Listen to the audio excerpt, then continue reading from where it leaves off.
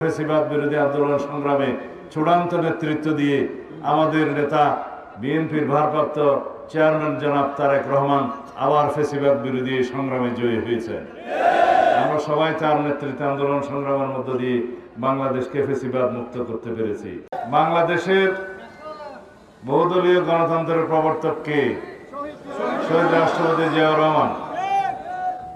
তিনি গণতন্ত্রের রক্ষক ছিলেন এবং গণতন্ত্র রক্ষা করতে গিয়ে, স্বাধীনতার সার্বভৌমত্ব রক্ষা করতে গিয়ে তিনি শাহাদত বরণ করেছেন।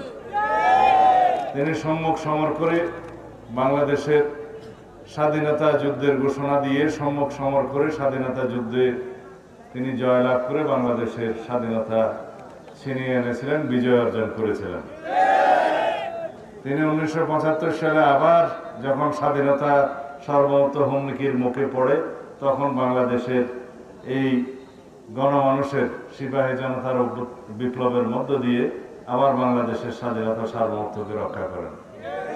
1979 সালে সাংবিধানিকভাবে সংসদে সংশোধনের মাধ্যমে একদলীয় বাকশাল ব্যবস্থাকে বিলুপ্ত করে বহুদলীয় সরকার ব্যবস্থা, বহুদলীয় গণতন্ত্রের রাজনীতির প্রবর্তন করেন সেই শহীদ জিয়াউর রহমান।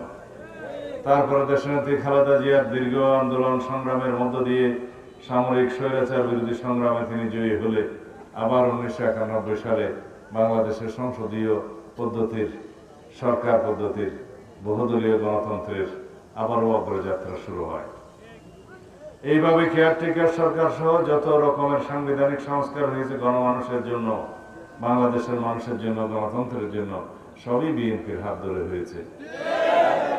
আর আওয়ামী লীগ বাংলাদেশে সবসময় গণতন্ত্রকে হত্যা করেছে, একনায়কতন্ত্রকে প্রতিষ্ঠা করেছে, একদলীয় সরকার ব্যবস্থা, একদলীয় রাষ্ট্র ব্যবস্থা কায়েম করেছে এবং বাংলাদেশের মানুষ গণ অভ্যুত্থানের মধ্য দিয়ে সেই ফ্যাসিবাদী ফ্যাসিস্ট শক্তি আওয়ামী লীগ এবং তার নেত্রী শেখ হাসিনাকে বাধ্য করেছে বাংলাদেশ ছেড়ে পলায়ন করতে। এখন সেই পলাতক স্বৈরাচার দেশে বিদেশের তার সহযোগীদের মধ্য দিয়ে বাংলাদেশে আবার ষড়যন্ত্র করার পায়তারা করছে। বিভিন্ন সময় বিভিন্ন উস্কানিমূলক বক্তব্য দিয়ে বাংলাদেশে অস্থিরতা সৃষ্টি করার জন্য সবসময় চেষ্টা করে। সুতরাং আমাদেরকে ঐক্যবদ্ধ থাকতে হবে, সকল মানুষকে গণতন্ত্রের পক্ষে ঐক্যবদ্ধ থাকতে হবে। বাংলাদেশ জাতীয়তাবাদী দল মানেই গণতন্ত্রের ঠিকানা।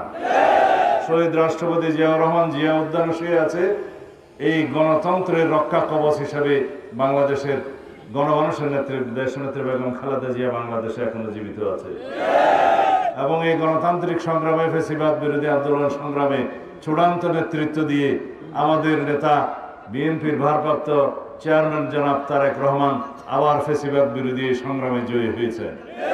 আমরা সবাই তার নেতৃত্বে আন্দোলন সংগ্রামের মধ্য দিয়ে বাংলাদেশকে ফ্যাসিবাদ মুক্ত করতে পেরেছি এবং এই ফ্যাসিবাদ মুক্ত বাংলাদেশে আর কখনো যাতে ফ্যাসিবাদী জন্ম না হয়, কোনো ফ্যাসিস্ট শক্তির জন্ম না হয়, কোনো অগণতান্ত্রিক শক্তির জন্ম না হয়, সেজন্য আমরা গণতন্ত্রের চর্চাকে এগিয়ে নিয়ে যাব। সেই জন্যে আমরা এই গণতন্ত্রের জন্য বাংলাদেশে একটি সুষ্ঠু নিরপেক্ষ নির্বাচনের মধ্য দিয়ে যত শিগগির সম্ভব একটি রাজনৈতিক সরকার প্রতিষ্ঠার জন্য আমরা এখনো কথা বলে যাচ্ছি গণতান্ত্রিক প্রক্রিয়ার মধ্য দিয়ে।